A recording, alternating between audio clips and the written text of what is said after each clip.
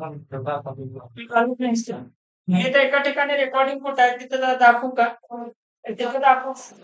चालेल. या.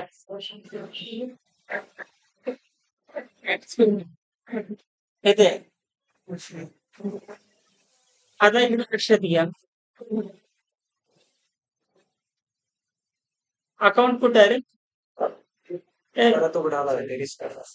ओपन कर ना. आता मला सांगा, मी तिकडच्या सिस्टीमवर बसतोय, ठीक आहे? आणि बकेट त्याने इथं क्रिएट केलंय. हा मॅनेज करतोय बकेट. मला जर डेटा अपलोड करायचा असेल तर ह्या पोर्टलचा ऍक्सेस तो मला देणार आहे का?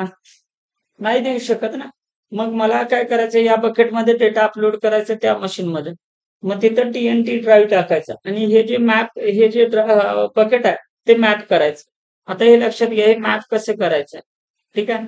आता इथं गेला तुम्ही, ऍड मॅप न्यू ड्राईव्ह, इथं कुठे गेलं, हे वेगळंच आहे रे. इथं आलं का?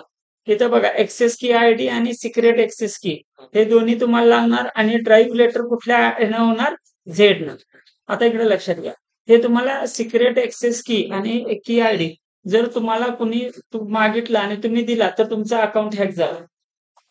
ते कमांड थ्रू सगळं मॅनेज करता येतंय, ठीक आहे?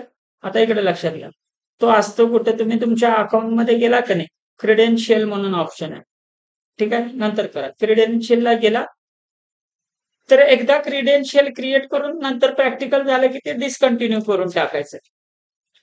इथं आला, इथं खाली इथं एक मल्टीफॅक्टर ऑथेंटिकेशन आहे, ठीक आहे?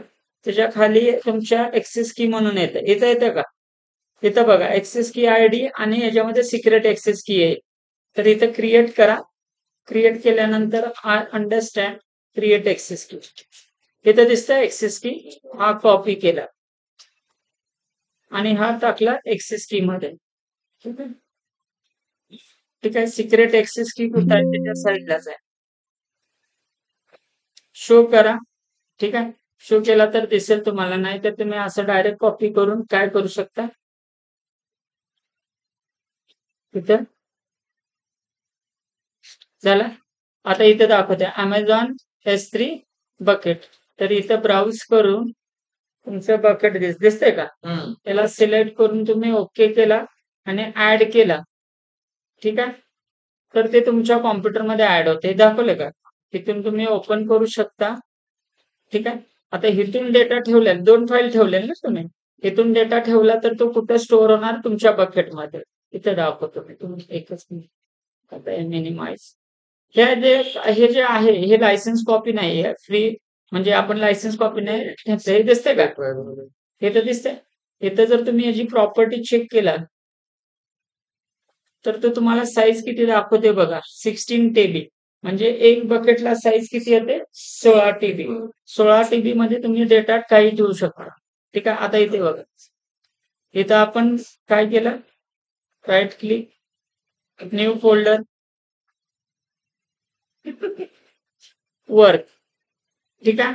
वर्क नावाचा फोल्डर बनवला, तो बकेटमध्ये स्टोअर होणार ना. आता हे डन केलं, हे सगळं दाखवतो, डन केलं तर तुमच्या इथे सिक्रेट एक्सेस की दाखवते का, ऍक्टिव्ह आहे. जर ही सिक्रेट की मला मिळाली, सिक्रेट एक्सेस की आणि एक्सेस आयडी जर मला मिळालं, मी कुठूनही तुमचा एक्सेस करू शकतो, ठीक आहे? आता हे ऍक्टिव्ह ठेवले टेम्पररी. आता हे वर्क नावाचा फोल्डर क्रिएट केला, तर बकेटमध्ये तुम्ही गेला,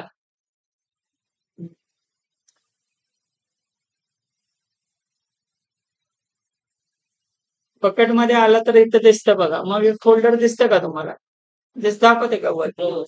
आलं लक्षात? ठीक आहे. आता हे तुम्ही काढून टाका. आता हे काढून कसं टाकायचं, तर इथं आला, डिलीट, ठीक आहे? येस, झालं. महत्वाचं काय आहे बघा, हे काय फिजिकली जाणार आहे, डिस्कंटिन्यू होणार, डेटा गेला का इथं, डेटा नाही गेला, मग इथं आला तुम्ही डिस्कनेक्टेड होणार आहे फक्त. सिक्युरिटी क्रेडेन्शियलला गेला, सिक्युरिटी क्रेडेन्शियल ऍक्टिव्ह ठेवलेत ना, ते तुम्हाला काढून टाकायचे, प्रत्येक वेळी नवीन जनरेट होतात, त्यामुळे ते काढून टाकायचे. आता नाही, आता हे कधी हॅक कधी होणार, जोपर्यंत ऍक्टिव्ह आहे तोपर्यंत हॅक होणार आहे. आता तुम्ही डिस्कंटिन्यू केला, इथनं डिलीट केला की संपलं.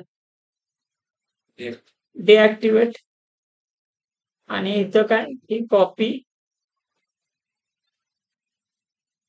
कॉपी केला, इथं पेस्ट केला आणि डिलीट. आता जरी कुणाला रेकॉर्डिंग मध्ये आलेच ना, जे जर कोणी कॉपी पेस्ट केलं तरी होणार नाही, कारण ते डिऍक्टिव्हेट आहे. ठीक आहे, करून बघा.